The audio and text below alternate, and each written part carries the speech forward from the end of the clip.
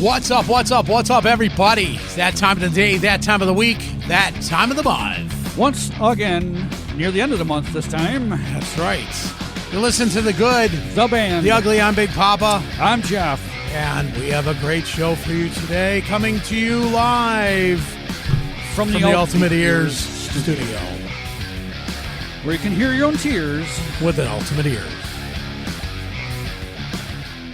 Slide that music out. Yeah, man. We're talking here. Yes. So our guest today, I'm going to get right into it, Yeah. because we're pretty excited about this. I know I've been excited about it for a while.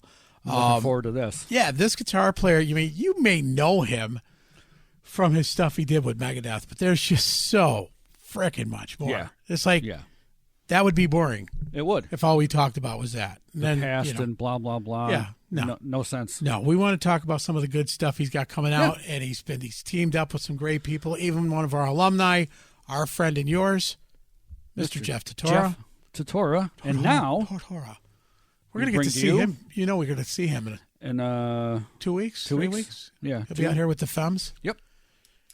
The Femmes. So good. So good. Yeah, they play good too. Yes, they do. Man. Anyways, However, let's bring in our guest, Mr. Jeff Young, JY. JY. Yeah, not to be confused with JA. Yeah. So, Jeff, come on in. Look at him. Here he is. There he is. There I am.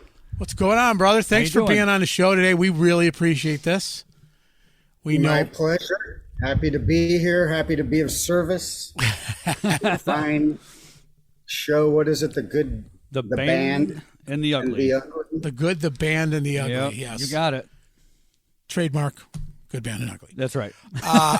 Yeah. So you've worked. You've worked for so many people in the industry. It's like, well, why go back to the story that everybody knows? We want to hear the stories that nobody knows. Right. So let's spin it back a bit. We like to find out where you got your music, where the dream came from. We get people say, I went to an AC/DC concert and I saw it and I was like, that's what I want to do for the rest of my life. I want to be Angus Young. Yeah. So what was that pinnacle part of your life where you were like, holy shit, that's what I want to do?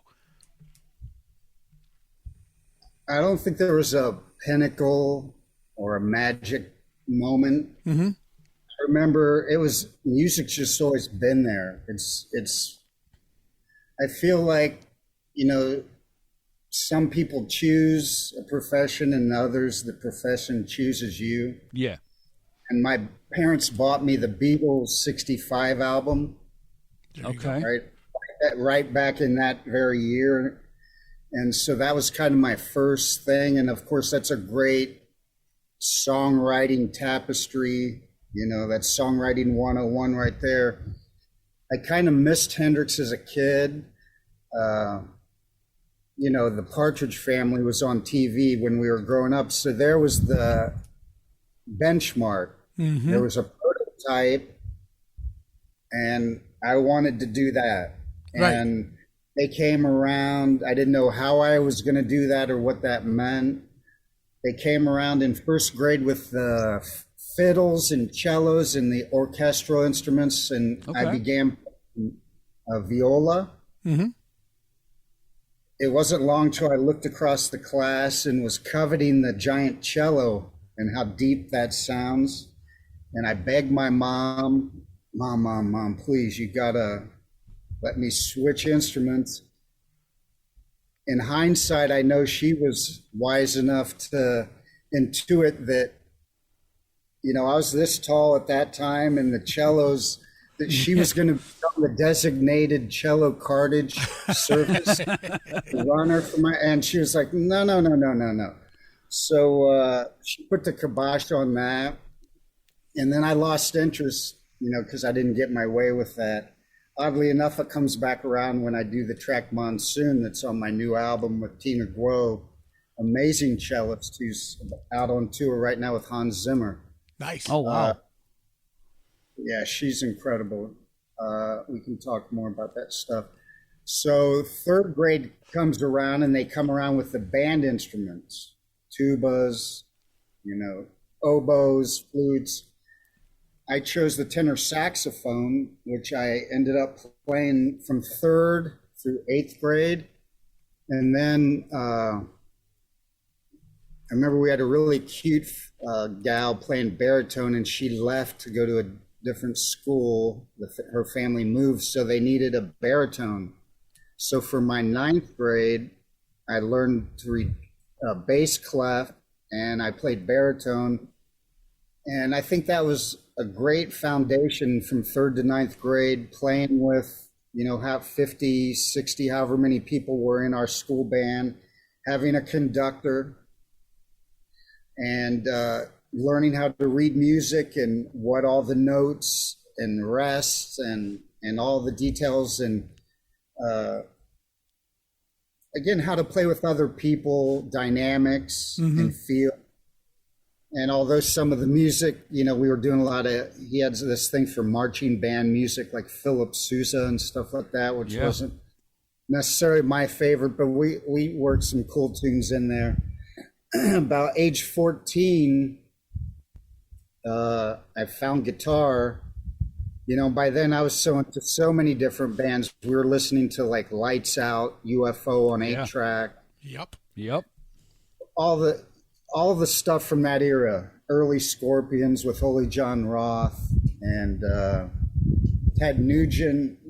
Everything. Aerosmith was really big for us. Kiss, Zeppelin, all the usual suspects. Yes, I was really big on Steve Howe. I liked how he played. And that's kind of, I think he's one of the cats, and I kind of put Steve Morse in the same category of overall well-rounded guitar players that don't just kind of have one niche or one style. They play, electric, classical guitar, flamenco, maybe some bluegrass, sitar, 12-string. There's a lot of different interesting. Dobro is something I'm really big on. Dobro, and I just got an amazing. It looks like a Stratocaster, but it's made by a company called Mule. Actually, Jason Momoa endorses their guitars as well. I see him always playing his guitars. I met him at NAMM, and it's made of steel. It's like a steel guitar. You tap on it, and it resonates. And it's like a magic guitar. There's some kind of voodoo in it. Every time it's a baritone. Right. So that's a whole different. It's in drop B tuning. Yes. And every time I pick it up, I write a different song on it. So I'm thinking I'm going to do a whole album just called Blue, BLU, just with that guitar and all songs that I wrote in that tuning or related tunings, and just all around that guitar. Do you think do you think your time with the orchestra, switching music instruments and all that, helps you appreciate how everything kind of can mesh together rather than just standard guitar, bass, drums, lead, rhythm? Yeah, and you can hear that on all my projects, from the Brazilian album I did with Badi Assad for a Verve Polygram, to my Equilibrium that's floating around. The way I orchestrate songs is very much like that.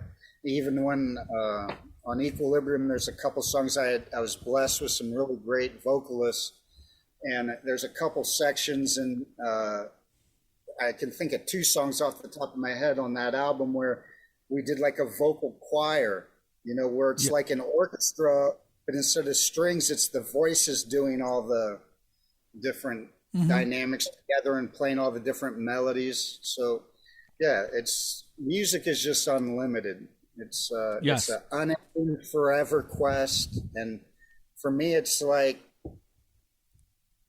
my whole thing, and it's always been this: it's like a journeyman. You're like kung fu, but with guitar. Yeah. Okay.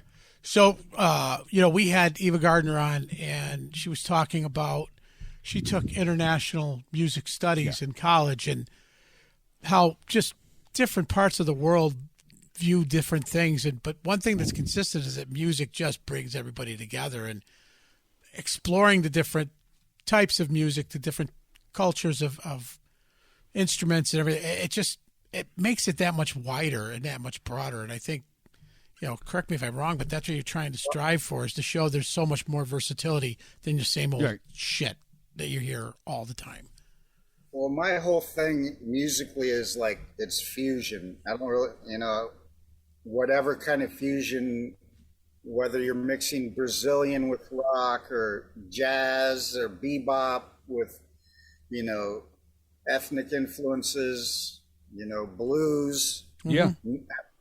People have bought blues and truck. You see all the fusions that have always happened. Music is naturally, and it should be, I don't like the word incestuous so much, but it should be making like a jambalaya out of different cultures. Okay, sure. And that I learned, because I haven't toured a ton, but I had two very different touring experiences. One with Megadeth, playing for the metal audiences and everything from arenas to festivals, and then a totally different crowd when I was playing with Badi, which is more from like the classical guitar society crowd, because of her brothers, to the world music crowd, to the jazz crowd. Mm-hmm. You get to see, a landscape of not only how the business works, but how people work and how people respond to music. And I remember, like it was yesterday, we were sitting in Spain on tour, Badi and I, in a restaurant in the middle of the day, and I was just looking around, and I didn't understand. I don't speak Spanish that well. I didn't understand the people. Right.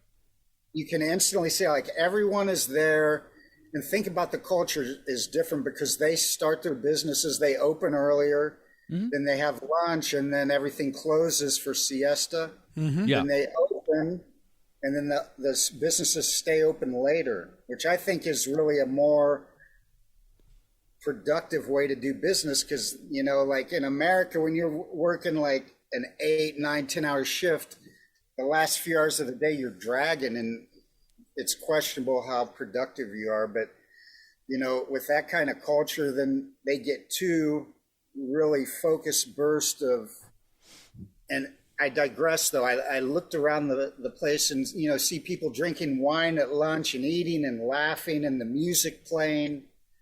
And I said, this is what it's all about. Yes. Yeah, At the end absolutely. of the day, this is what it's all about. Yeah. Right. We play the concert that night, and it's further illustrated that it doesn't matter what country you're in, what language you speak, what style of music you play. At the end of the day, people want to wake up and be with the ones they love, their loved ones, their friends. They want to hang out, listen to cool music, eat great food, party, dance, maybe go home, make a little love, Yeah. rest and rinse, repeat. Right. So once you see that, and I really realized, by doing the world music thing, how, and living in Brazil, because they had rhythms. For example, there's a rhythm called cavaquinho that's in one of my songs, City of the Sun, on Equilibrium, in the fast end half. And I hear that, and they have traditional instruments that are made in Brazil. And you mentioned that some instruments that you would never see in America. Yeah. Right. So they're traditional to their folk music. And so I'm learning about this rhythm, and I'm hearing the rhythm. And although they're playing it on their own folk instrument, it's just a galloping rhythm. And I'm like, that's Run to the Hills. Okay. So Yeah.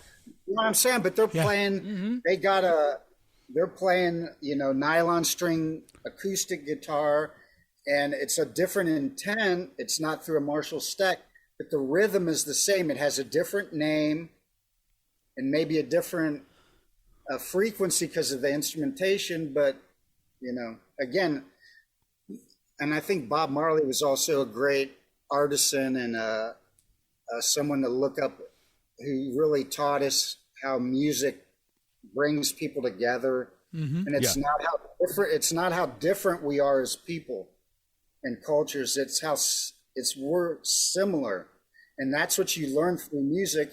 And the simplest way to see that is when you see a band like Megadeth play Rock in Rio, and everyone, as soon as they start symphony, everyone da da da, and they're Megadeth, and they know every lyric, even though when you live in Brazil, like you're not hearing English on the daily. It's not. Yeah. When you go to Amsterdam and Australia and New Zealand and countries like this, you're going to hear English. But when you live in Brazil or you're in, Japan, even you're not hearing that. But you're seeing in the musical environment how everyone is one, and that's really what some of the greatest songwriters, from John Lennon to Bob Marley, all the way down the line, have tried to reveal to us that we are one. Right. Yeah. I think you see, I've never witnessed it, but I've seen video, and I'm sure you've been part of it. But, Carnival and all that, when you've got 65, 70, 100,000 people just like a sea of bobbing bodies, just I can top that. I was in Copacabana for the Millennium New Year's Eve. Mm-hmm. And dude, it was incredible. Now, at the time, I had everyone, you couldn't get everyone in America to come together and do this if you tried. Everyone dresses in white. So it's very elegant to begin with. Everywhere you look, and they have the spirituality called candomblé, which is from Africa. Mm-hmm. I would say it's a witchcraft, and some of the beautiful candomblé ladies, and they all are handing out white flowers, and you make a wish and you cast it into the ocean, your wishes. And it was and I had this little miniature pincher, looked like a little Doberman this big, named Rex. And we even had him in a white little tux top. And he That's awesome. And when people would go to the bathroom, I'd just have him like that so they could find their way back to where we were standing. That's so cool. That's awesome. But yeah, to see, these different big festivals, and especially the world music festivals. And that was one more thing to underscore. And as we get to talking about later in songs like the one that I just recorded with your buddy Jeff DeTora, and the great, I don't know how, the meteoric rising bassist from India, Mohini Day. She is magical. She is magic, yes. And we can talk about just how magic. But and I can't wait for you to hear the track, because I think she really outdid herself on this song. I think she didn't know who Megadeth was. Good. When I was going to do the song at NAMM, I met her in January at NAMM. Right, I was out there. Digressing, we're getting sidetracked, but it's worthy. And I saw her. I didn't plan to meet her. I was checking out a booth that had this new speaker. Imagine like a Marshall speaker. Right. From the front, it looks like a 4x12 cabinet, but you look at it from the side, and it's only this thick. Oh, wow. Like the speaker. So I was blown away checking out that booth and listening to the performances, researching this cabinet. And I was on the way back to the Elson Coffee booth, and there she was setting up to play with her sax player husband, Mark, mm-hmm. and their drummer from their band. They have a power fusion trio. And so I stopped dead, and I stood right in front of her, and I videoed on my phone the 3 songs she did. And as soon as she was done, I begged her to play on my record. And her husband and drummer knew who I was, and they were kind of geeking on me. She was like, well, I don't know who Megadeth is, but my sax player and drummer really seem to be liking you, so of course I'll play on you. That's so cool. I was right there when she was playing, so we could have been standing 10 feet from each other. Were you at NAMM? Yeah. Yeah, well, she played in so many booths, so she really got around this year. Yeah. So, but I digress. And a player from India, and she's just moved to Nashville, so different culture. And right. On all my albums, from Brazilians to Australians, I try to bring, whether it's someone who has a name, mm-hmm. or it's like the best unknown person that you've never heard, whether it's a singer or bass player. I have some real ringers on some real gifted musicians. I was going to say gifts to me, gifts to the listeners, joining me on like all the solo stuff that I did. And again, the one thing that you learn from playing with all these people, and we got sidetracked into the track I'm doing with Mohini and Jeff, is that when I traveled with Badi, and she does all this amazing stuff, she was doing mouth percussion and beatboxing way before hip hop ever existed. Right. Like the only other person I'd ever heard do that was like Bobby McFerrin. And she actually had her nickname was like Bobby McFerrin in a dress. She would play guitar with left hand hammering shaker and sing at the same time. She did all this wild stuff, imitated animal sounds, imitated the wind, just amazing things, like a one woman, I don't want to say freak show, but that's really what it was, a musical freak show. And she would play and people's mouths would be on the ground. Mm-hmm. And I was at the time running sound and managing her. And then eventually I moved up onto the stage. She developed some hand problems, so I had to come up on stage and help because she was losing the ability to play. The next bands would come on at these world music festivals, some really danceable band. And you would see the whole audience just, and that's when I learned the lesson. The number one thing, make them dance. Yeah. And it doesn't matter, like even on the album of original stuff I'm doing with David Elfson right now, we try to make the stuff as danceable. And there's a lot of different rhythms and speeds that, you can dance. There's a lot of different types of dancing. So there's a lot of way to interpret that, but I think that's really critical is people want to move, and when they move, they are moved. They want to be moved. Right. Yeah. They want to move to it. So the stuff you're doing with David, is that more rock based or metal based or? Mm-hmm. It's got everything. It's got all of our influences. Some of it's as heavy as the stuff, Megadeth, but I don't think it wouldn't be authentic if we just took Mustaine style. And I've seen some ex-Megadeth members go do an album that sounds like Megadeth, but that wasn't really their bag. Right. So if they hadn't played in Megadeth, and of course that's an influence because we went through that whole process. So we were part of that history and we played on the music. So, it sounds like all the stuff that we've grown up on, plus David and I have lived 10 different lives since Megadeth. Right. We've done a lot as musicians, so we're going to bring all the stuff. We're not bringing a 27-year-old mindset or 25-year-old. Sure. I think I was 5, 6 when I was in Megadeth. Yeah. I will. So I hopefully grow, and we want to, give the fans, because we know we have a lot of fans in that genre.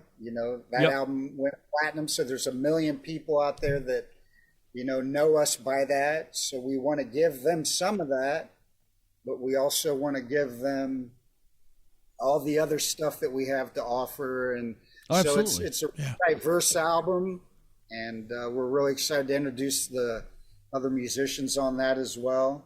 And we'll have to wait a while for that. But we're going to be starting to record drums for that, hopefully, I think, beginning in July. We've got more than an album demoed, like probably close to 2 albums demoed. Wow. So it's going to be right to what makes it on the record. And anybody we know going to play drums? Possibly.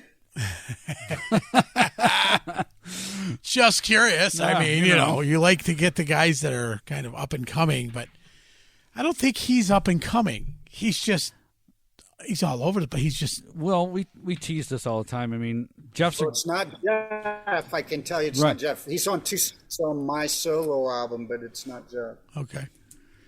I mean, we tease all the time, but Jeff could use a few more lessons. I can tell you. I'll tell you one thing for sure: the drummer and the singer are neither one from America. Oh, all right, cool. All right, well, there goes my. That's cool. And there was a thing floating around that it was a Brazilian singer, and it's not a Brazilian singer. I like how you're making it as diverse as you can. Yeah. And you're making this culturally cohesive, the best of all aspects rather than just the best metal singer or you got bands like Mike Portnoy with Dream Theater and stuff like that. And you're like, you see that all the time, but there's so many people out there that aren't your molded metal drummer or singer or guitar player or bass player. And this is a whole different thing. This isn't like a put together package deal. Yeah. With like every superstar, like the two other guys have done stuff, but they're not, household names by any means. Right. Which we like that. We don't. Sure. We like that. You don't want someone who's already stereotyped and already has a brand. Yeah. And the second they hear the singer or the drummer, like, oh, they think of the other band. Yeah. Well, you did have a distinct sound.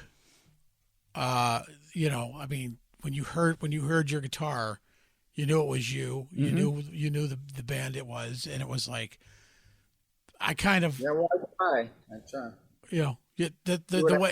The way you played, it was you definitely ripped some faces off. So back in the day, I was a very big fan of yours. Yes. And the albums that you played on didn't have to be just that band. It was the people in the band. Yeah. A lot of bands that I would follow because of what I heard, not because of being a sheep, just following them. And so growing up, Jeff and I both have been musicians our whole lives. So to really respect what we hear is not just to say, well, we have to like this because it's Motley Crue or it's whoever. Right. I mean, Bang Tango or whoever. Yeah. You follow what makes your heart move rather than just being that sheep following. And sometimes when you just followed the band by the band name and not what they did, you lose out on so much shit. Yeah. And I'm guilty of it. We've mentioned on this show. If we took a step back and listened to music as what it was back in the 80s, there was so much shit out there that was just phenomenal that you're like, well, you're a metalhead. You can't listen to like Duran. Yeah. You can't follow Prince. I was never like that. I thought that was ridiculous. Yeah. I loved Missing Persons. I would listen to Missing Persons. I'd listen to Priest. I'd listen to Alan Holsworth. Dixie Dregs. It didn't matter. Yeah. Yep. Because you respected the music for what it was. So you don't want to eat the same flavor ice cream every day, or You're right. Sit in this house looking at the same four walls. It's music is medicine. Yes. And the mood, it's something that you can use to lift your mood and set the tone for the day. If you're going for a hike or a bike ride or you're having a party, the playlist can make or break the party, Yeah. Yeah. The whole energy. So. Yeah, it's funny the way you say that, because if you think about it, it's the set list. It's not the genre. Right. You could, if you get them dancing and you get their spirits lifted, you could control the whole night. Absolutely. It doesn't. Yeah, always have to be. my radio show, Music Without Boundaries, Spreaker, axed 11 plus years of work that I did and amazing interviews and so much magic. They just X'd it out and deleted everything. So thanks very much, Spreaker, for that. But you want to get back into it, we'll let you, take over a show or two and just, Cool, man. I would play every style of music on one show. You'd hear Django Reinhardt, you'd hear a metal song, country, and I'd merge them together with comedy bits from Carlin or David Cross or whoever, or a cute bit from a movie, like a little scene. I always use another radio shows started stealing this bit that I would use from Anchorman. You want to know what love is, Ron? And they sing "Afternoon Delight," the Starship Vocal Band song. Yep. That's little funny things to go from. Then some other radio show in Salt Lake City started. I'm like, dude, stop biting my. But the point, I digressed. That I would play world music, jazz, rock, metal, and bring it all together. And that's what was cool about my show. I don't really dig the formatting. Yeah. Putting music and people into boxes. Yep. Great disservice for me. Like music first of all, it's a medicine, and musicians are really doctors of music. I mean, we're there to draw half the circle. From the stage, we draw half the circle. The audience draws the other half. Right? Yeah. Did you grow up in a musically enriched house? I mean, was it always part of? My parents had an amazing record collection, so I was hearing from Ray Charles to Johnny Mathis to, Engelbert Humperdinck, the Carpenters, great songwriting. Yeah.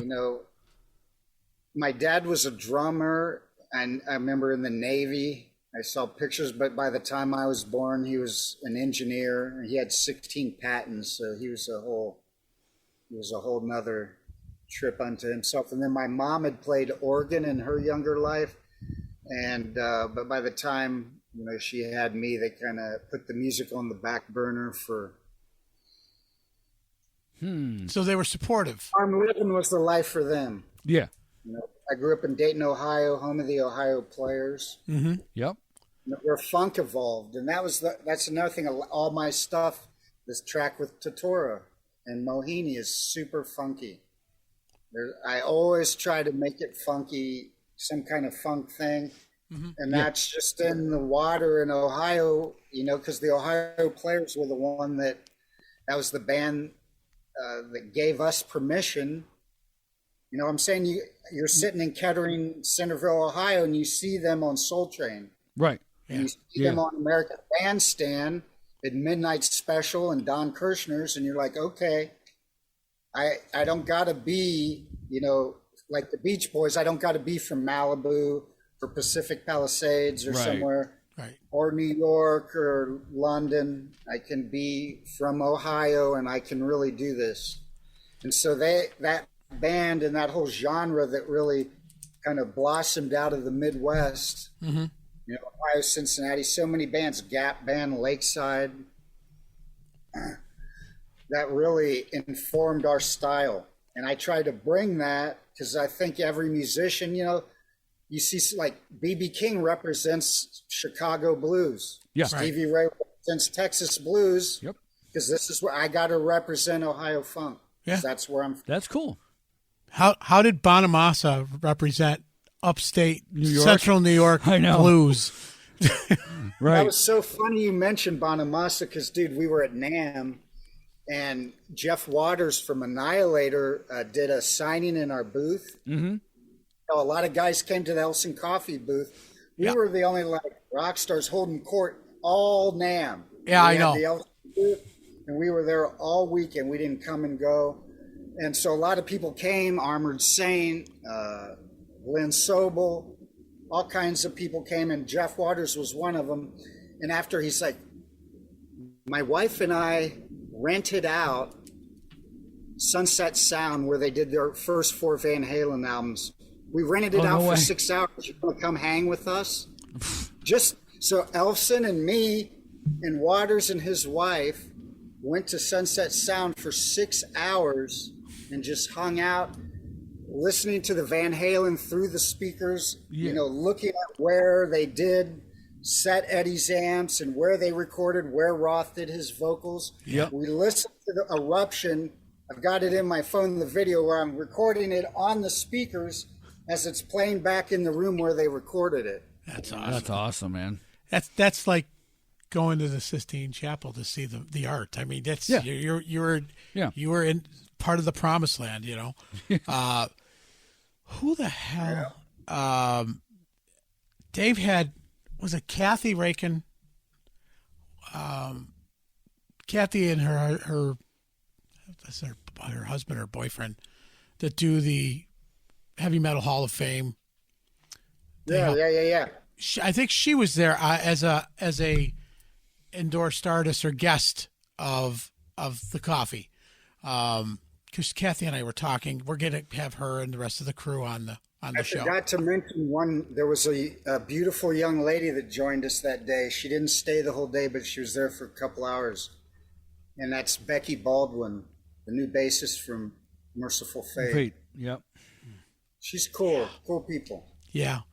Well, I think my head just spun enough when I saw Nina Strauss, and I was like, God, I love her. Yeah. I just, there's so many people there. I'm getting fitted for my in-ears through Ultimate Ear, and that's we mentioned because we're endorsed by them now, and Debbie Gibson's like sitting next to me, and I'm just going, this is just surreal. I mean, that whole place, it's just everywhere you turn, there's somebody else or something. I just, and it was a great NAB this year. It was. Very positive. And I hadn't been, and we needed that after the whole scamdemic and everything. So it was good to have that positive year, and it set the tone. And so that kind of set the tone for the year. I met Mohini, and then instantly I was in action. I wrote the song, called Totora, went to Vegas. We tracked it at Tone Factory, and with our buddy Vinny Costado, great engineer there, great studio in Vegas, and love that guy. And it was off and running, and crazy. Just as I finished that, I get word that my pal Susanna Hoffs is having a book thing for her paperback. Her book went to paperback.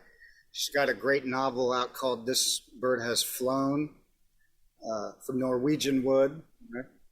And it's a great rock and roll novel. It's actually been optioned to be a movie, so I got to attend her little book thing, and she did a couple songs. We got to hang out, and in the same week, then a couple nights later, I was actually going to go to the Rainbow for their world famous chicken noodle soup, chicken soup, whatever it is. And I was talking on the phone to my friend, and I said, I'm going to go to the Rainbow. And I decided to go to Casa Vega in the Valley, the Mexican place. And I walk in, and for people who don't know the place, let me paint a picture. You walk in, the bar's right in front of you. It's very dark, lots of sloppy margaritas being served. There's tables. It's got the red leather, like in a diner, seats everywhere, and the tacky velour pictures with the bullfighter on the wall. Right, right. Seating this way and seating this way, and then it goes into another room, and literally you could maybe sit 8 people over here. Maybe there's 4 tables here over on this side. I walk in and I look to my right, and it's Charlie Ethan Sexton from Archangel. Oh, wow. And he's on tour with Bob Dylan. He's just Bob Dylan's guitar player. I don't know if you guys are hip to Archangels. They're the best band of the 90s next to Soundgarden, probably, and Incubus. Right. But that was Stevie Ray Vaughan's rhythm section after he passed. Yeah. So it was the drummer and the bass player from Stevie Ray Vaughan's band from Double Trouble. Yep. Got together with Doyle Brommel, the second, who wrote a lot of Stevie's songs. He's a lefty. He plays upside down with his high E string here and low string and style. Right. He's playing Eric Clapton's second guitar player right now. Right. Oh wow. So Charlie was on the other side, and he sings, and Doyle sings kind of like Stevie. He's got that, that kind of Stevie John Mayer kind of, the voice. Yes. That growl. That's a gold shot now. And then on the other side, you got Charlie. He's got the best raspy voice ever. Just the greatest singer and a great guitar player, singer, songwriter. So that was Archangels, and I highly recommend their album that they released. They only did one studio record, but it's one of the greatest albums. It's a desert island album. Okay. So they seat me, and then what do? They seat me right here, and there he is by himself, eating by himself, and I'm trying not to stare at him, but I can't stop staring at him because I'm like, what the heck is Charlie Sexton? He's from Austin. Why is he here?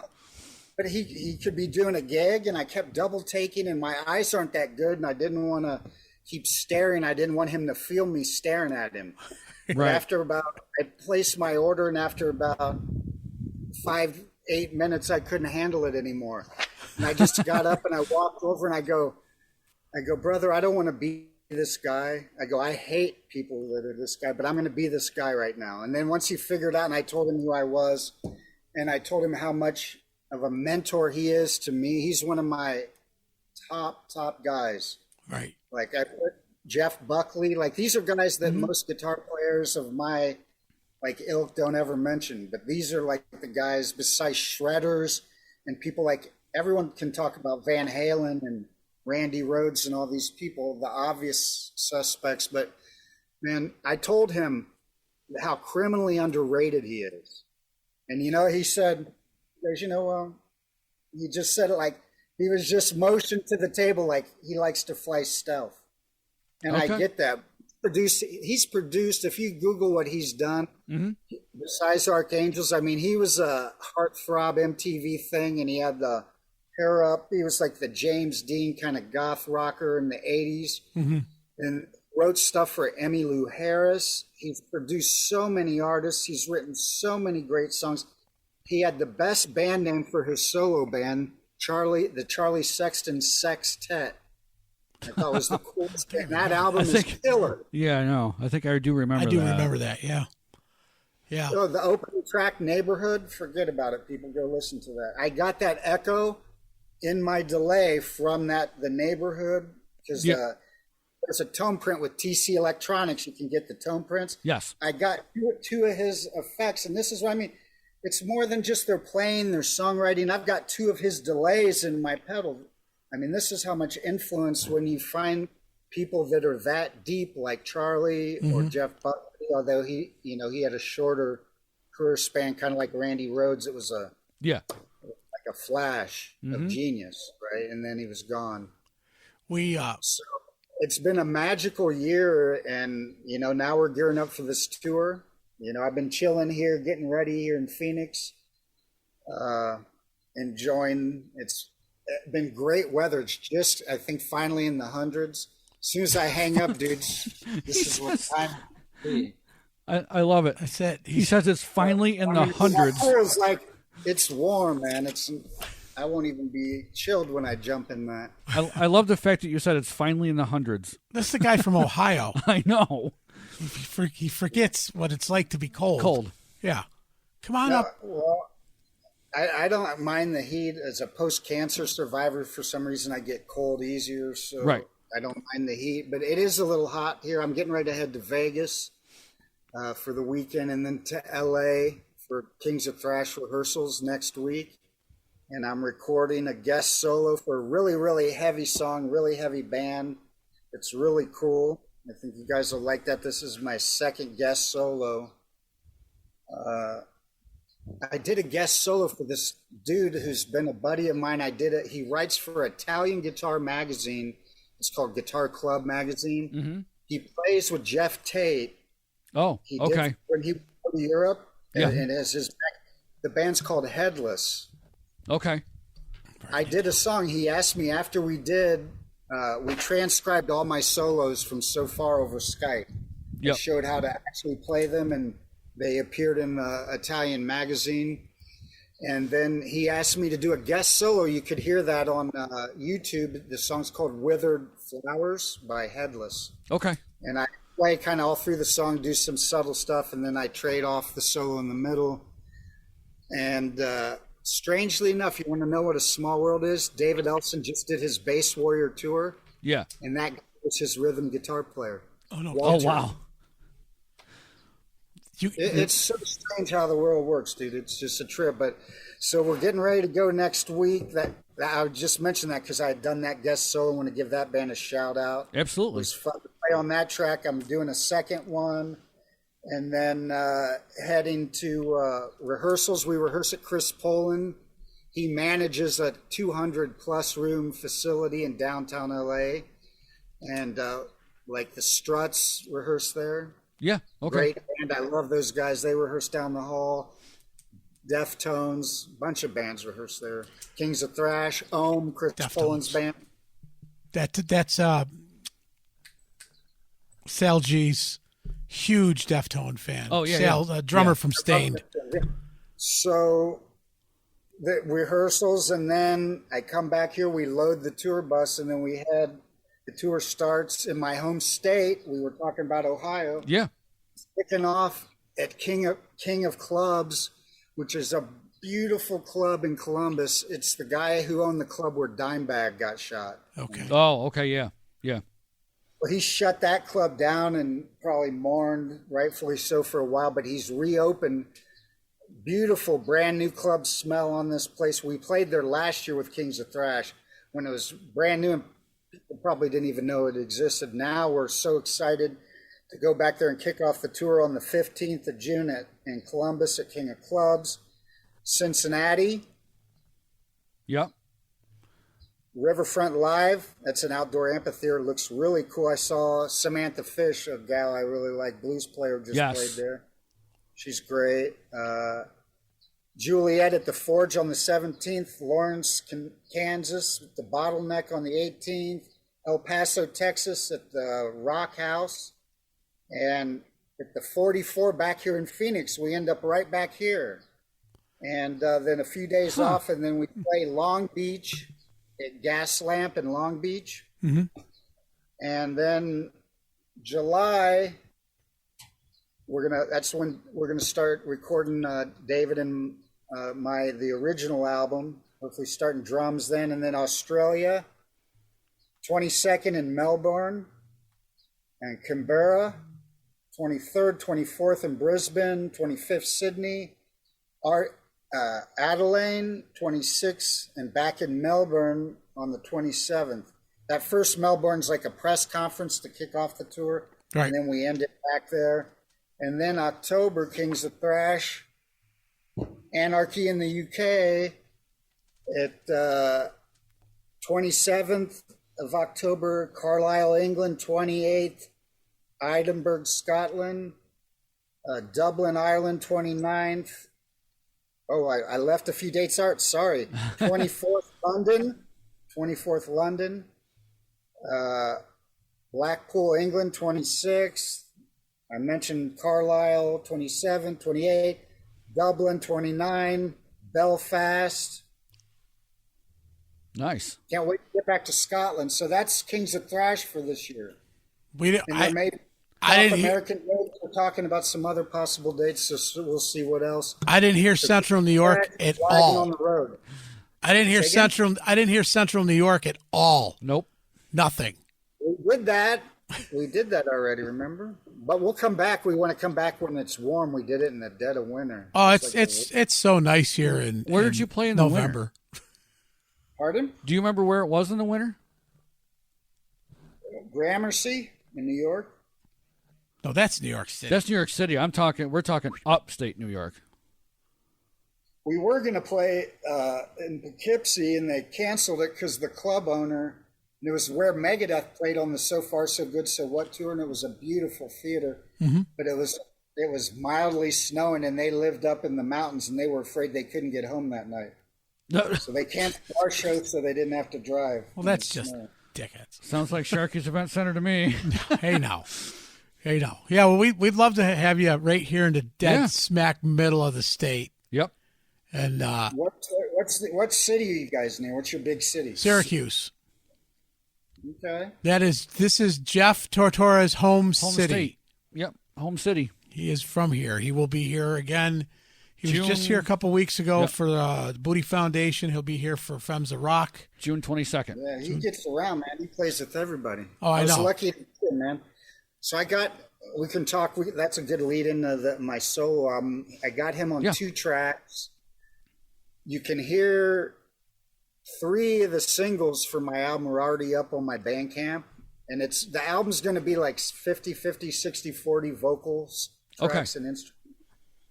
Like, think kind of like Tommy Bolin, Private Eye's Teaser, Jeff Beck, or what Santana did, where they'd have some instrumental and vocal stuff and different guests. And I got some really cool people in this album with me. I got to try to remember everybody. Let me think. I got my notes here. Let me look at the tracks. Because the players, so we'll start with the tracks that are up on my Bandcamp. In the Flesh as Jeff Tortora, and you can hear him just. And for people who don't know him, he's been in Blue Man Group in Las Vegas since it opened at the Lexor 18 years ago, more. No, more than 18. And I was there recording our song, and they've retooled it, And to be honest, like in the past, I was like, I've seen all the shows. I really love Cirque du Soleil, and I was like, okay, Blue Man Group's cool. But it's amazing now what they've done to the show. It's like the best that it's been. It's really, really cool. And Jeff is a great player. I like him because he's. I love Terry Bozzio, however you want to say it. Mm-hmm. And he's a good blend. He's got that Bonham thing and the Bozzio thing. He does. Where a lot of guys have the Bonzo thing, but they don't got the Bozzio thing. And I like guys. He's great because he has the bow, and he gets so compared to how he is off stage. Yeah, especially don't get us started when he fronts tinnitus. But no. Come on, dude. We've seen that the mask with the zippered mouth and the whole these. Yep. He is like three different people. He's the tinnitus singer. He's the Blue Man Group energy, and then if you're shooting shit with him, he is like, oh man. Cool as a cucumber. Yeah. Really is. It's like, dude. I know. You're like the most chill guy. I can tell you. So that's that track. It's literally a power trio track with Jeff, me, and Rick Fiorabaci.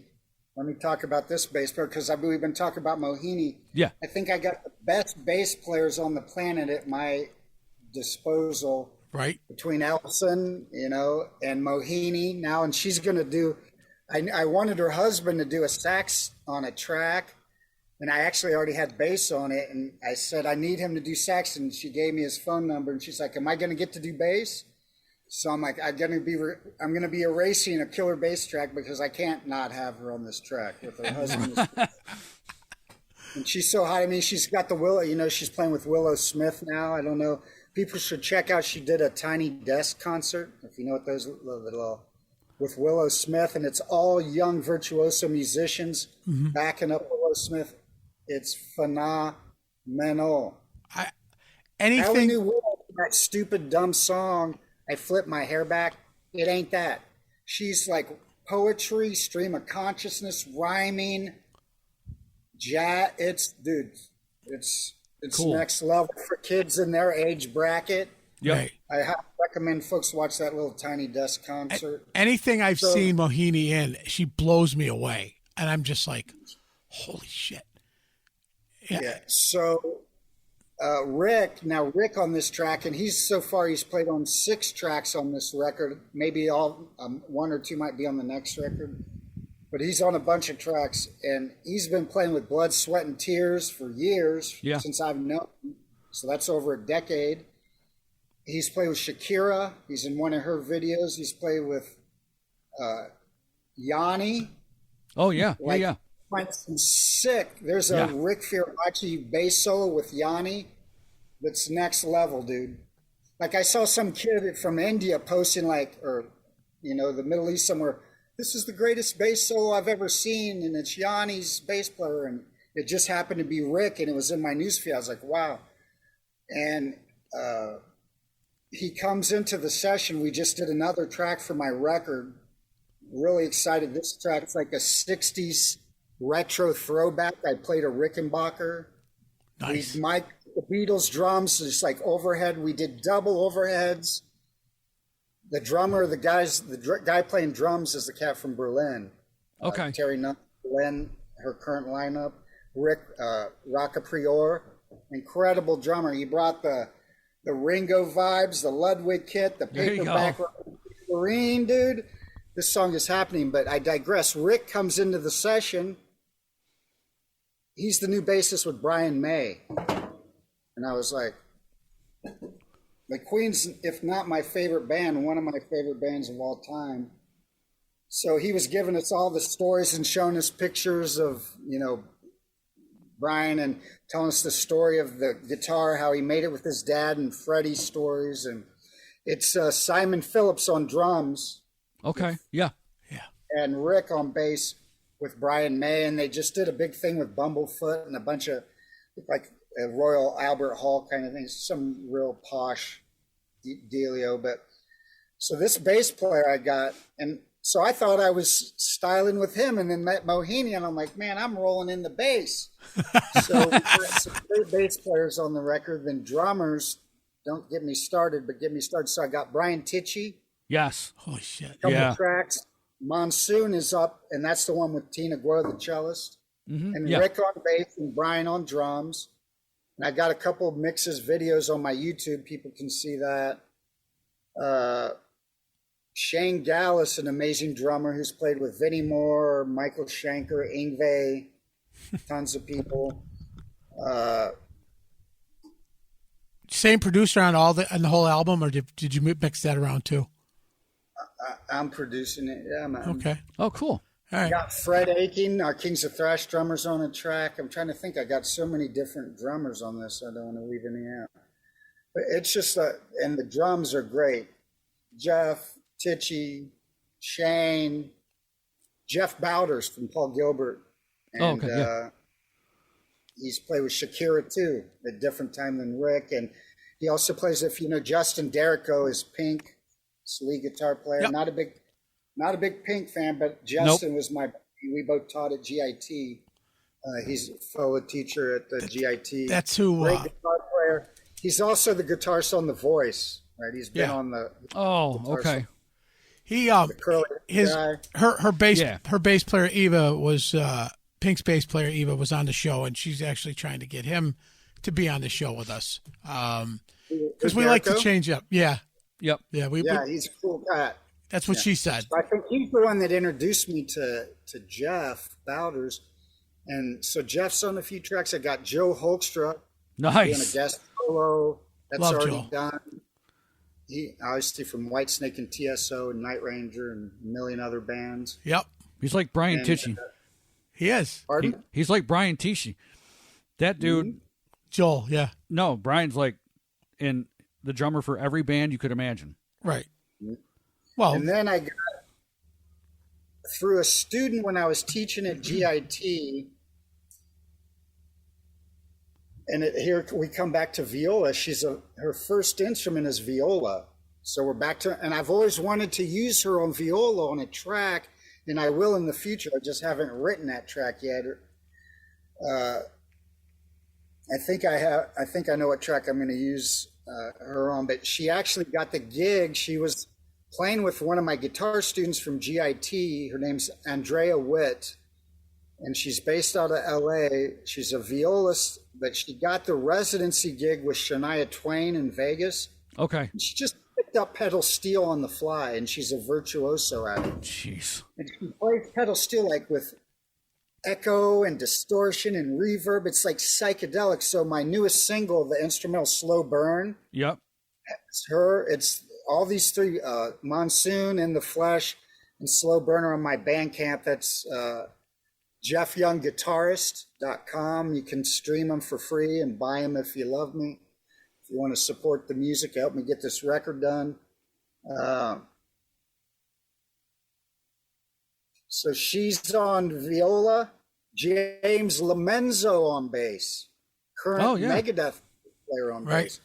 He was at NAMM. We tracked this bass part probably 11, 12 years ago. So this is how long it can take to get an album out sometimes. And my album's called Revolutions with like a small R and then a giant E because like the revolutions on a turntable. And I think we're due for a major revolution in the Matrix here, but also it's the album, my evolution. I've been making these songs, creating these songs and recording them bit by bit to 2-inch tape. Yeah. As much as I can. Some of it is digital when I've had to, like if the players were remote, but as much as possible.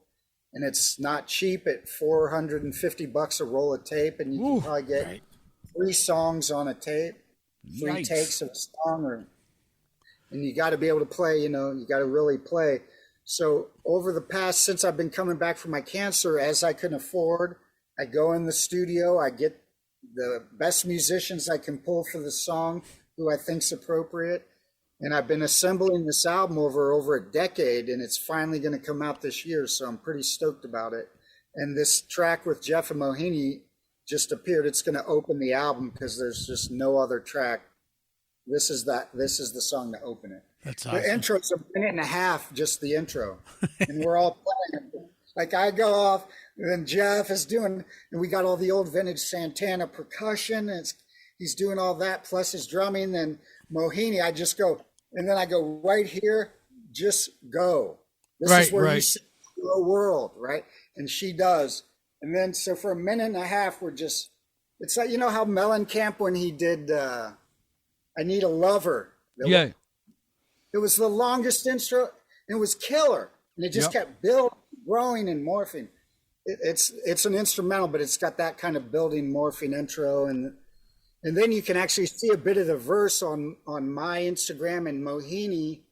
I think we already got 500,000+ hits on like a 67 clip of her when she was tracking the bass. That's nuts. Verse.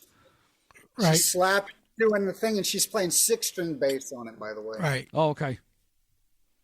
So did you just go completely around them and just start writing down names of everybody that was, because I know Lorenzo and Allison's booth were like kitty corner around. They were just kind of around the corner from each other. Yeah, well, James and I did this. This was literally, we recorded the 2 songs Lamenzo's on. Mm-hmm. Slow Burn is one, and then there's another one, Wave Rider, that has vocals that's super cool. That'll be hopefully come out this summer. I'm shooting a bit of the video in Dayton before the tour starts. I got a singer. This is the undiscovered element. I found a singer in my hometown. He's 6'6". He's got like a total rock star vibe. Like, he's a white guy, but he can sing Motown, blues. He's a little bit Black Crowes, a little bit Stones, a little bit Stone Temple Pilots. Okay. Cat. Killer, dude. He's got a little bit of the growl like the Molly Hatchet dude had. Oh, Danny Joe Just Brown. a killer singer. We already did. He's on the track with me and Joe Hoekstra. Oh, cool. And Lamenzo. Cool. Yeah, so That's cool. yeah, and I got a couple surprises that I'm still, a couple invites out to people who I'm still hoping that they're going to chime in and contribute on the record. Well, we just had Frank, and it's not us. Oh, it's not sorry. us. We just had Frank Briggs on the show. You want to talk about a guy who's got fucking versatile. Holy Christ. Crazy. Yeah. When, just the time signature stuff he did. And then he ended up with Engelbert Humperdinck. You mentioned him earlier. It was just kind of funny. But when he was with Atlantic Starr, he's like breaking boundaries on that too. He's like the first Caucasian cat playing with Atlantic Starr, doing Soul Train and stuff. And man, I listened to him today. Just when I took the bike out, and I was on the bike, and I had him in the headphones, and I was just like, man, the time signatures, you're going from crazy 7/8 to 4/4. He's all over the place in that one song. Yeah, and some cool shit. So there's some great people that are out there for you guys. There's so many great music, and for me, that's the fun of it. It's cool to have a band, but I like bringing different people together, and people who you may think and you may know for doing a certain style of music. Yep. And bringing them in and having them do a totally different genre. Yeah. And show how much they can shine. Like I had Tony Franklin from Blue Murder on my Equilibrium album did a song that's like kind of reggae samba, and he killed it. Yeah. It's called Eternal. And the singer was Greg Anaya. Rest in peace, Greg. George Lynch did a documentary called Shadow Train Nation. Yes. Yep. About the plight of the Native American. Yep. Yeah. Seen it. The singer in the band, it's about a band of renegades that go to the different reses and bring instruments and give them, they perform and give instruments and bringing awareness to the stories and everything. The singer, Greg Anaya, one of the most gifted singers I've ever worked with, sang on that track on my album, and he sang with George and unfortunately passed away in a motorcycle accident in Albuquerque. But just so many great musicians out there, and that's what I love to do. Kind of like what Santana does.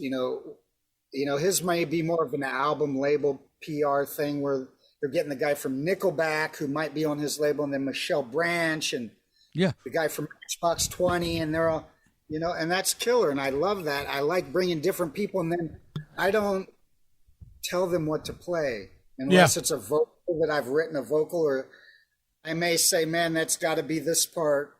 It's got to be the Terry Bozzio, the Beatles' Happy Birthday, dun, dun, dun, dun, beat, dun, in the chorus. But I literally, just like Mohini, I wrote the song. I know how she plays. So I set her up. I wrote the parts knowing exactly the kind of things she could do. And then I just told her to splash paint on the canvas. Nice. And that's how I look at it. It's like, just go in there, and because you're going to come up with stuff that's just so, when you let people just fly free like that, they're going to come with stuff that's just amazing. And I've rarely got something back. I think 1 or 2 times they sent it back, and I had to go, Yeah. and go with something else. I had to pull a Steely Dan and yeah. Because he was famous for that. Yeah. And it's sometimes we're in the same room recording the 2-inch tape live.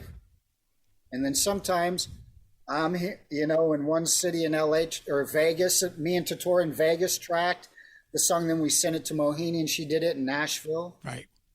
And sent it back. So Tina Guo did her cellos for Monsoon backstage when she was on the Cirque du Soleil tour over in Europe somewhere. Oh, wow. So she's like, I said, I did all my fiddles backstage. Have you heard Nina DiGregorio from the Femmes of Rock? Her doing her stuff on her Eruption? Is that Yeah. Well, yes, that's the one that just the went. one. That's the one that just went viral. But Yep. I mean, she does Sure. a shit ton of Led Zeppelin and I'm just like, Well, her husband He's sings. amazing. Yeah. yeah, ridiculously good. Yeah. I mean, there's so much out there. There is. Even Taj Yeah. Ferrant. Ferrant. I mean, that kid's 14 years old, Oh. and we met up with him out in Nam and had a talk with his dad, and he was up on the Ultimate Ear stage, and then he went over to the Marriott the next night, and he was just It just shows you how fast kids can learn now that they got YouTube and they can slow the stuff down. All these training we can.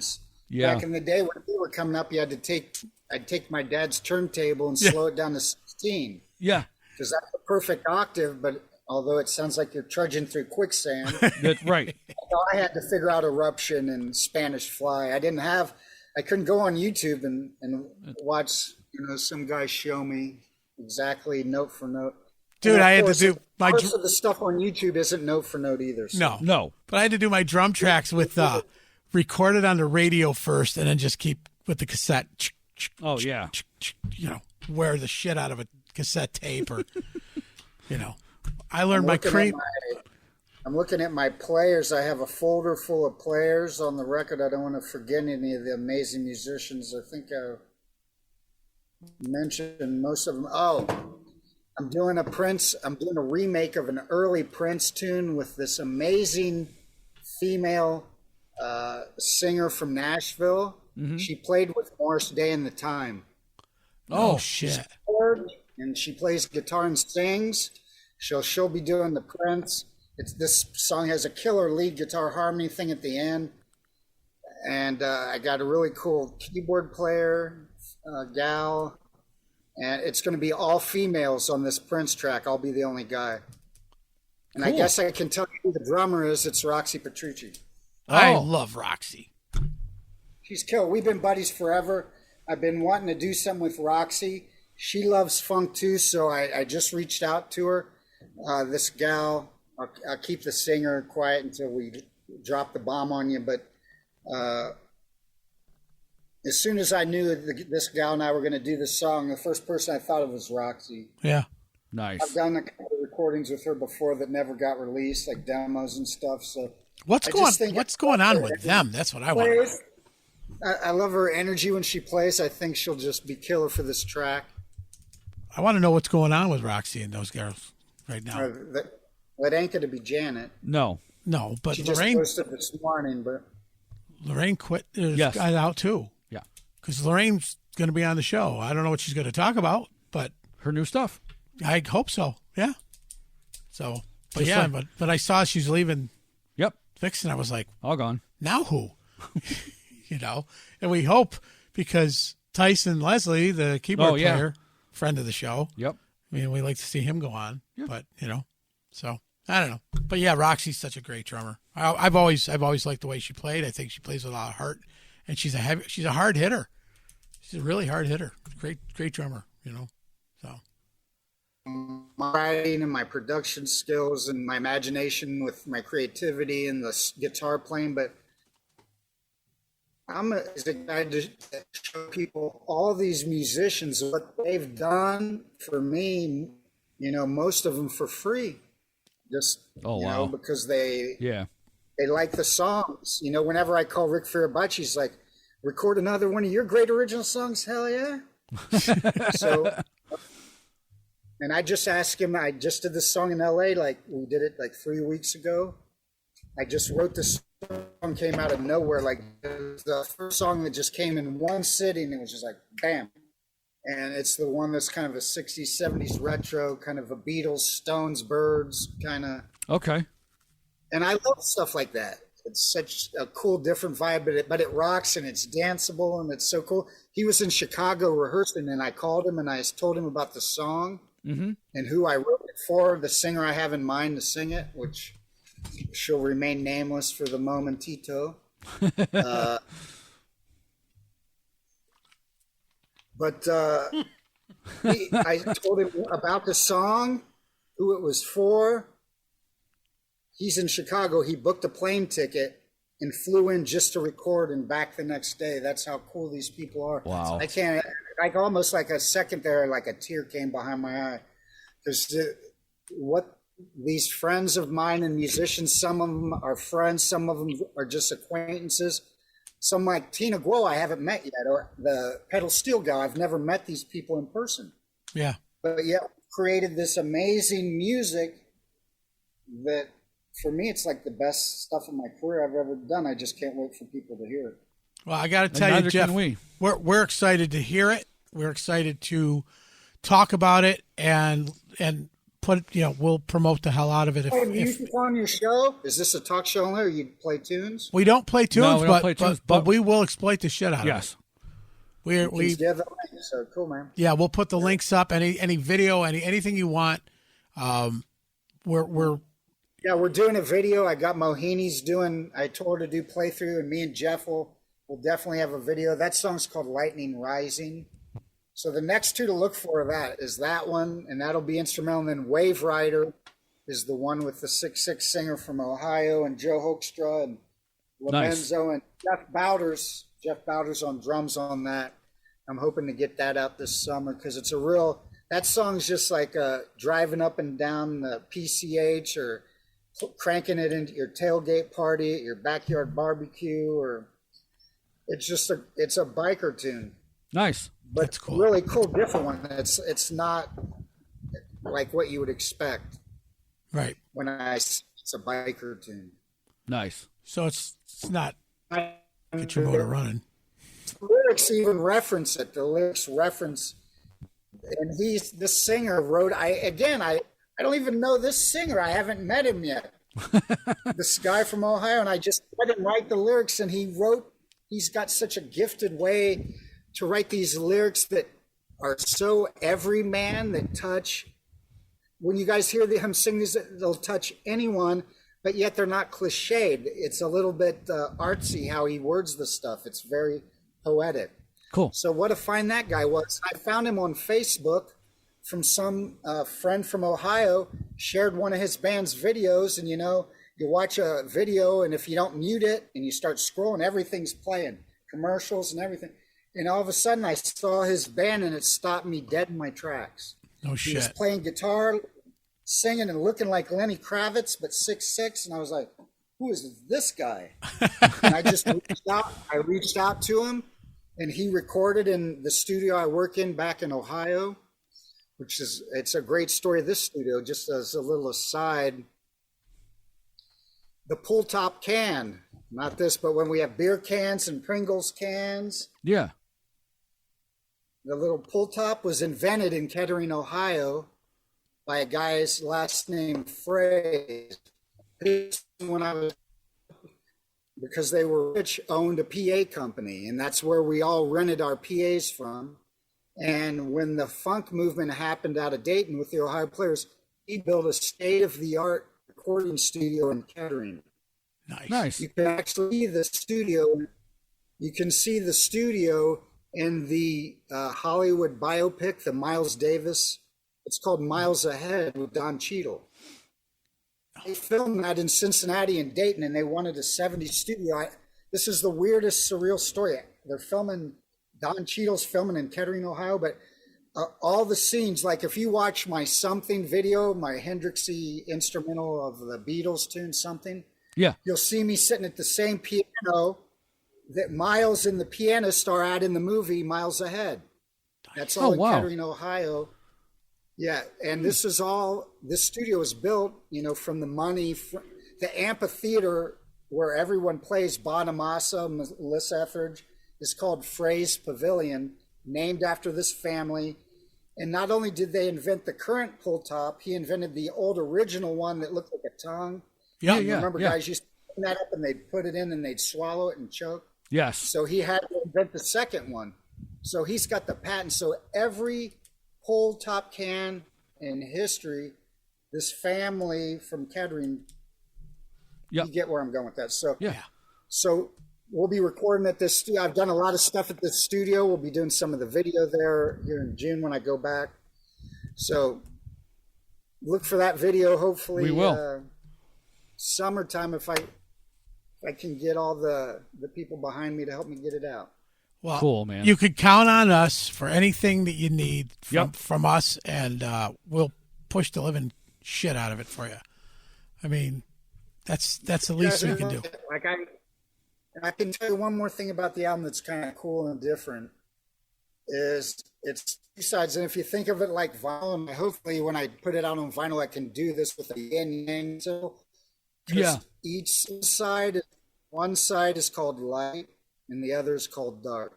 Nice. The light side is like Jimmy Page would always talk about light and shade, right? Yes. Yeah.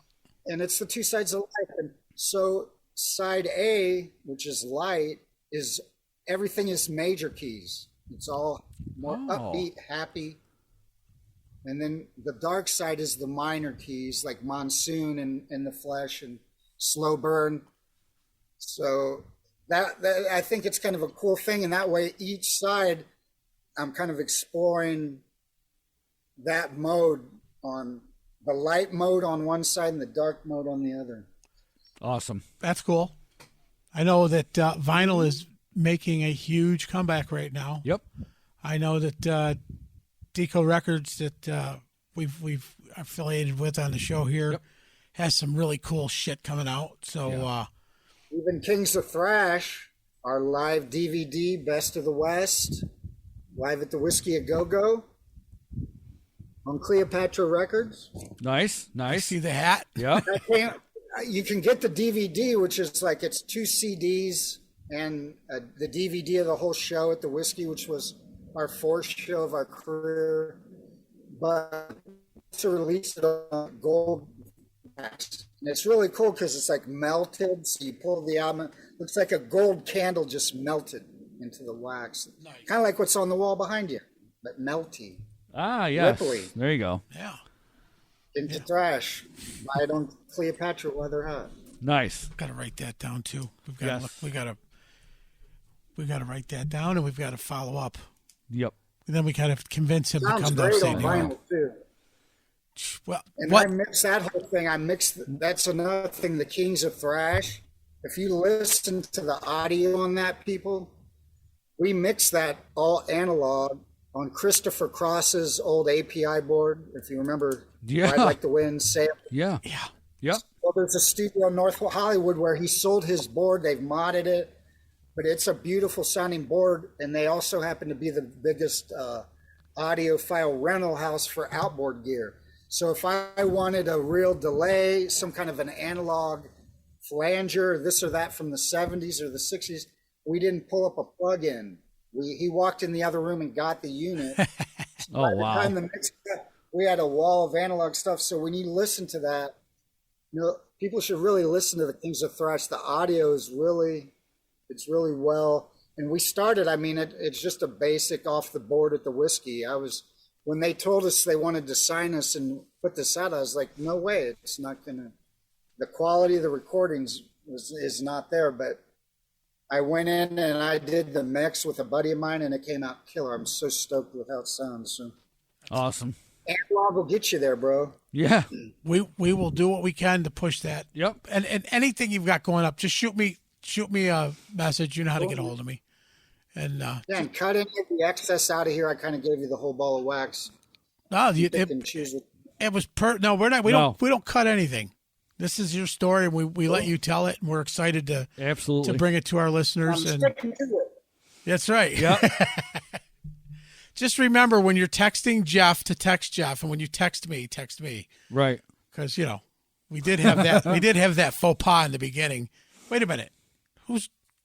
This isn't Jeff's number? I'm like, nope. Did I just get some? Did I get some juicy juice on this stuff? Right. Yeah. Keep texting, pal. Yeah. So, well, dude. I text you some to the wrong number. I thought I only had one of your numbers. It's all right. That's okay. It's all good. Who's calling me, dudes? And I got to go run. I got to go run the Kings of Thrash show. It's a brutal show, man. I mean, we're doing the best.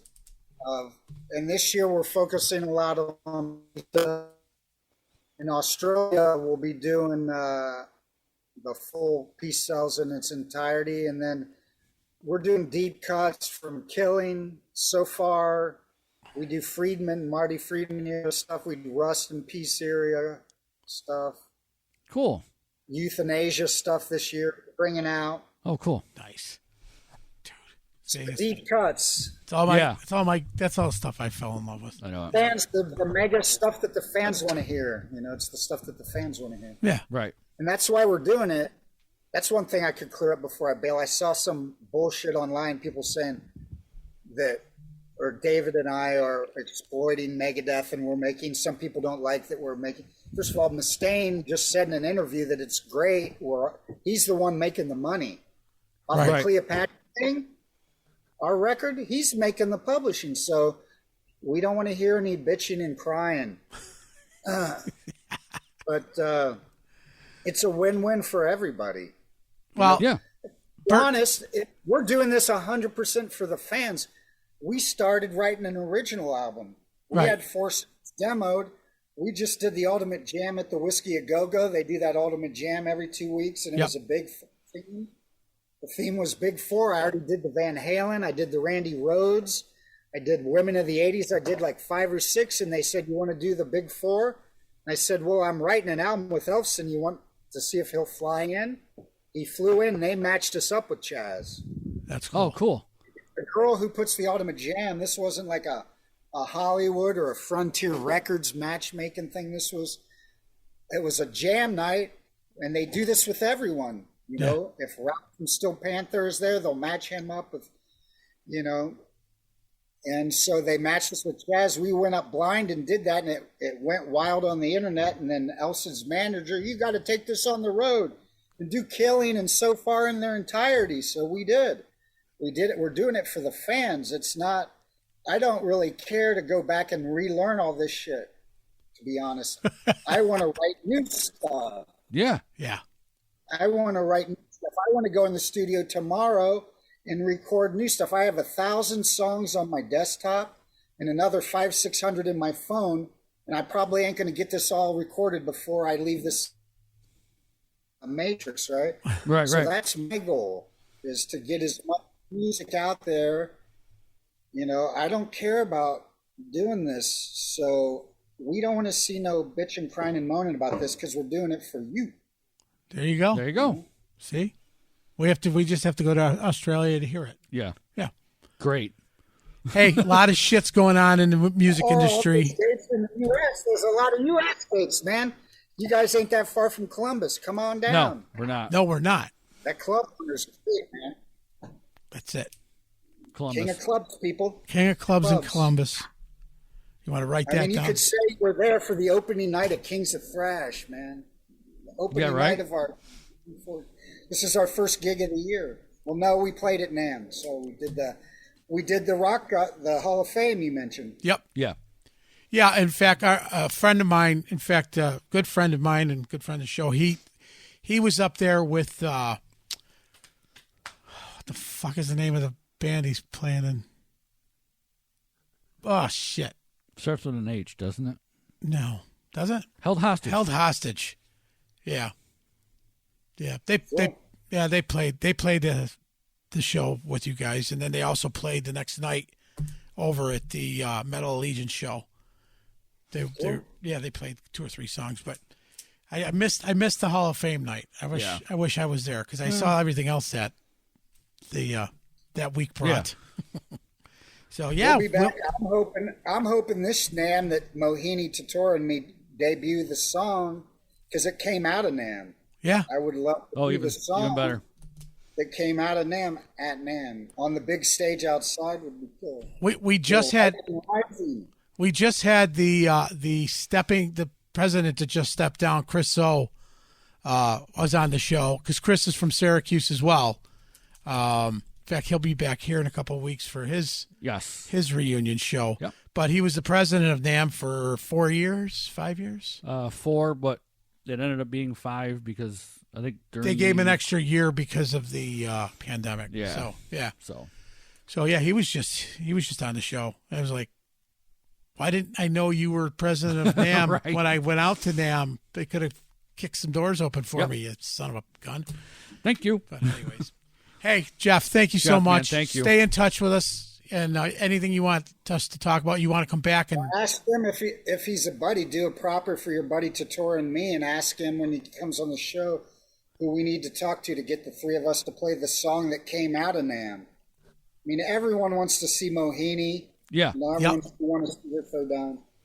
So, and seeing her do this song with us, people are going to lose their minds. Awesome. We will have that conversation. Yeah, we will. I'll give you my word on that. Back, brothers. Appreciate it. This is how the world works. That's what makes this music world go around. That's how you got here. That's how you ended up here. That's how you ended up here because Jeff said, Sorry about that, I hear by the you way. need somebody right away. And I'm like, yeah, I need somebody in 2 hours. And he's like, well, let me call Jeff. And then you're like, well, I can't do it right this second, but I'll do a future date. Right. And we appreciate that. Yeah. So that's how we get our guests. It was worth the wait. It was. Yeah, brother, it was. It was awesome, It was. I'm glad the way we did it. Yeah. I'm glad the stuff we talked about was what we talked about, rather than all I think it's deeper. It's more interesting, man. Let's take the conversation up a few. Yeah. Right. Yes. Some vibration, a higher. We need to be vibing on a higher vibration. That's right. And we will have you back so you can tell us more. That's coming out, and we're going to whittle that. As we get closer to the release of the album, I feel like I'm rounding third base on the record. So when I'm sliding into home, it's about ready to drop. I'll come back on. Yeah, let us know. That's it. And we'll definitely talk about that a lot more. And we'll try to be down at the King of Clubs in Columbus, and we will reach out to you ahead of time because you're going to freak. Just Google and look at the room. As soon as you look at the room, you're going to go, "Let's go." This is it's got a tall stage, like double-decker club. It's no dive bar. How old is it? How old is that? I think it's like 2 years less. I think it's just opened last year when we played there. Yeah. Okay. A year and a half ago. Something like that, yeah. We definitely got it. It's not that old. Club, man. We got it. We have to see. We have to drive everywhere because. Enough. No, because you're a vagina. We're driving. You're a pussy. We're driving from Phoenix. Yeah. You can beat us there. There you go. Sweet. I'm taking the bike. No, there you go. You're riding bitch on the back. Negative. Jeff, thanks for being on the show. And we look forward to having you on again and hearing more of this great story. Yeah. So can't wait. Dudes. Great day. You as well, my friend. Enjoy the pool. Enjoy the pool. That's right. People, this is where I'm at right now. I think we're hanging out, and that's what time it is. I think you should end this by just jumping in. Dude, I sure could, man. We're still taping? Yeah. Yeah, do it. Let her rip. Because we can end it. Just do it. Don't be a pussy. Oh, you want me to do it with the top and the hat and everything? I don't care. You rock, dude. Dude. Let's roll it out. Thanks, brother. Awesome, man. Thank you, man. How's that? Awesome. Perfect. Thank you. Let's do this. Oh, okay. He's coming back. That's got to be a highlight show moment. Hell yeah, brother. It's going to be. It's going to be. We're going to have to make it on a reel. Yep. All right, dudes. Talk to you. Thanks, Hey, brother. thanks, Peace Jeff. out. Ciao. Over now. You've been listening to the good, The band. the ugly Big Papa, Jeff, and that was Jeff Jeff Young. Young, the Captain Cannonball. Yes, Captain Cannonball. What a great That's guy. awesome, man. Want to thank our friends at Sharky's Event Center, DJ Life's the Beach, Good Nature Brewery, Uncle Jimmy's live local music. or whatever it's called this week. The Print Shop Underground, I know. Snarky Productions. Toffee Break Toffee. Don't give your email address out to people you're trying to flirt with on the internet or something. I don't know. I don't know what happened. Dummy. Whatever. Love you, Jimmy. Guys, thanks. Print Shop Underground. Where's our shirts? You guys want a t-shirt? Look up Print Shop Underground and send them an email. Tell them you want your good band and ugly shirt. That's right. Did I tell you one of them showed up at a thrift store? Yeah, dude, that's wrong. Sons of bitches. We'll talk to you guys later. Thank you. that. Peace out. And don't forget, don't be a dick. Well, you screwed that up. Nope. You could say the other part. Be nice to Be somebody. kind to each other, will you? Later. Oh, balls. Recording. Yeah. Recording stopped.